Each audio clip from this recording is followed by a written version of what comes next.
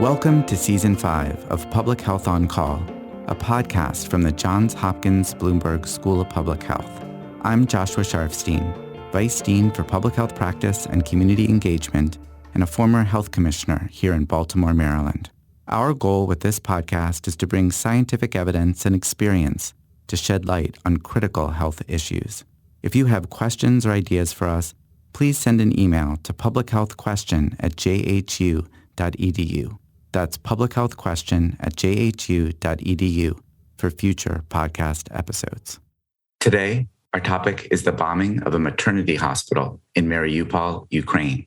I speak to Len Rubenstein, an expert on attacks on healthcare during war and professor of the practice at the Johns Hopkins Bloomberg School of Public Health. Let's listen. Len Rubenstein, thanks so much for coming back to Public Health on Call. We all saw the news of a maternity hospital being bombed in the Ukraine. What do we know about what happened?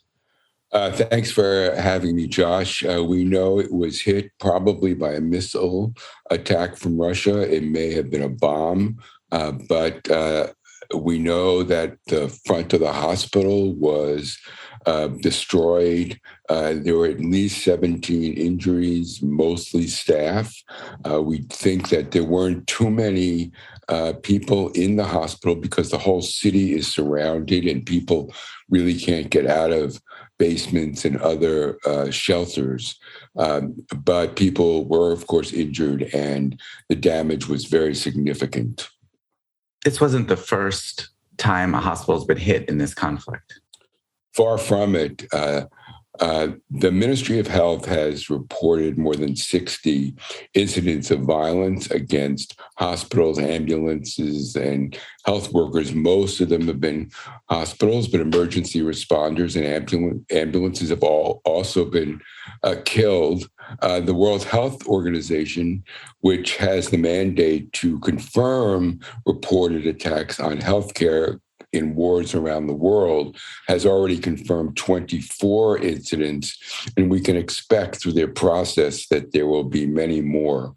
So does this seem like a conflict where people are trying to avoid hospitals? What we know is that hospital functioning has been severely compromised, that people have had to go to basements in hospitals. Hospitals have moved a lot of operations to basements.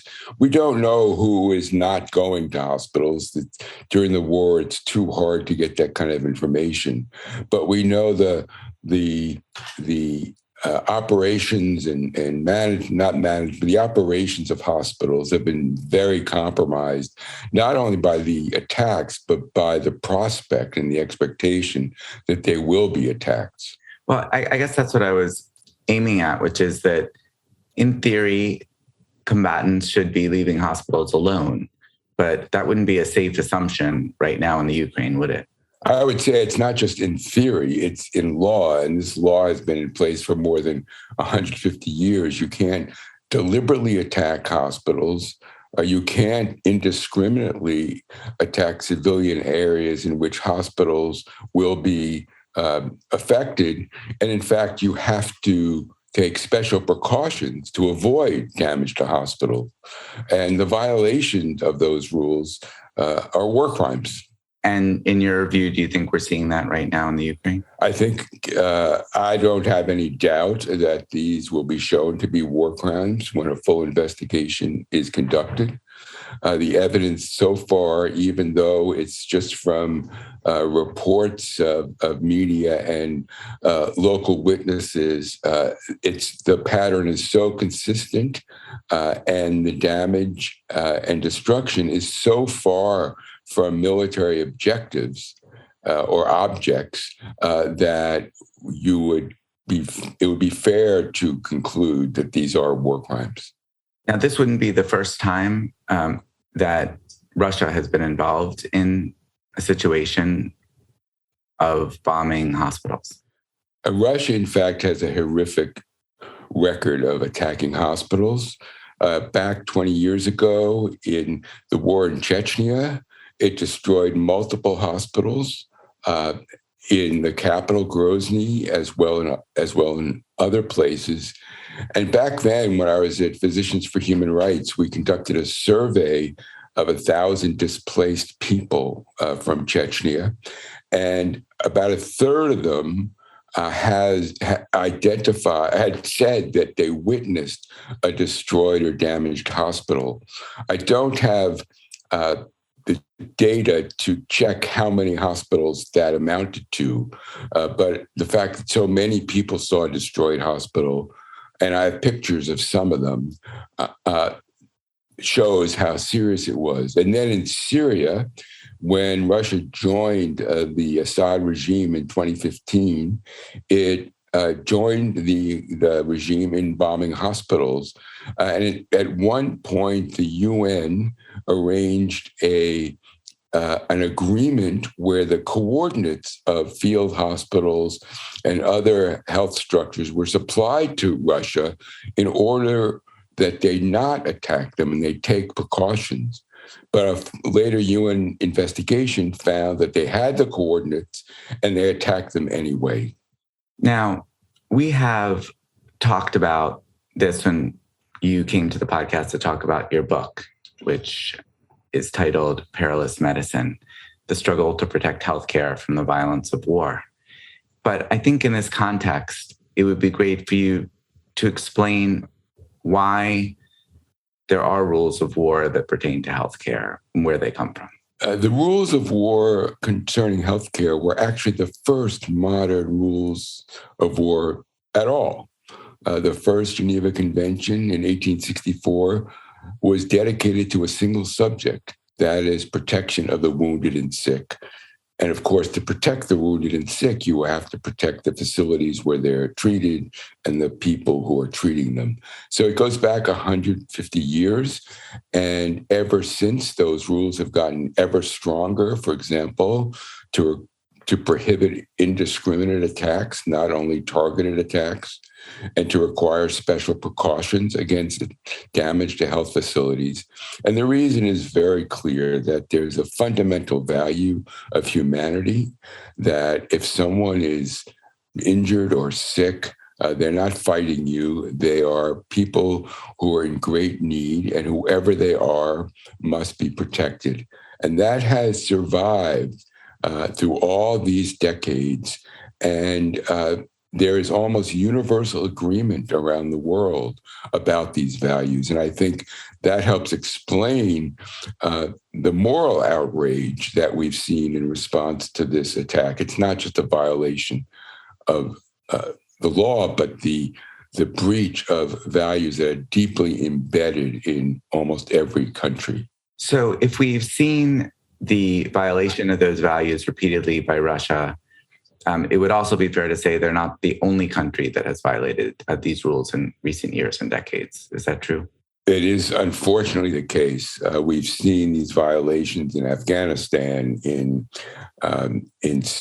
Syria, as I've mentioned, in Myanmar, in the war that's going on right now in Tigray, where the health system has basically been destroyed by Ethiopian forces, in attacks on hospitals and ambulances in Gaza, and the list goes on and on. And one of the reasons is that there's been no accountability for these acts. What would you like to see, not just coming out of Ukraine, but more generally to enforce these important principles? As I said, these are war crimes, and they can be prosecuted as such. The problem is that there hasn't been accountability. There's been complete impunity. There are often condemnations or statements within the UN discussions or from diplomatic démarches and such, saying, don't do this or this is wrong. But the perpetrators have never faced trial, imprisonment, or any form of true responsibility for their acts. And that's gone on as long as we can track the very notion of war crimes. And until we have that, it will continue. There's a lot of other things that can be done with domestic reforms of the law, improving local investigations, developing stronger constituencies for action. But fundamentally, accountability is the way to try to prevent these actions in the future. The situation is incredibly frustrating and demoralizing to people who really care about health and human rights. What can people do to try to bring about that kind of accountability? The first thing is just to speak out. I think it's very important that the political will develop that hasn't existed before. It's not just that because of structural reasons, Russia, for example, has not faced any consequences for its conduct in Syria because it's been able to veto motions to bring the bombing of hospitals in Syria to the International Criminal Court. Now the court has jurisdiction, but we have to continue to develop the political will to make sure that various diplomatic consequences and diplomatic interests don't stop this. For example, the Saudis have never been held to account for their indiscriminate bombing of hospitals and schools in Yemen. But we can't tolerate that anymore. We have to make sure that political leaders themselves are held accountable for carrying out the procedures and mechanisms to end impunity. Well, Len, I wish your expertise and your book weren't as relevant as they are today, but I really do appreciate your joining us. Oh, thank you for having me, Josh. Public Health On Call is produced by Joshua Sharfstein, Lindsay Smith-Rogers, and Stephanie Desmond. Audio production by Niall Owen McCusker, Matthew Martin, Spencer Greer, and Holly Cardinale, with support from Chip Hickey. Distribution by Nick Moran. Production support from Catherine Ricardo. Social media support from Grace Holz Fernandez. Thank you for listening.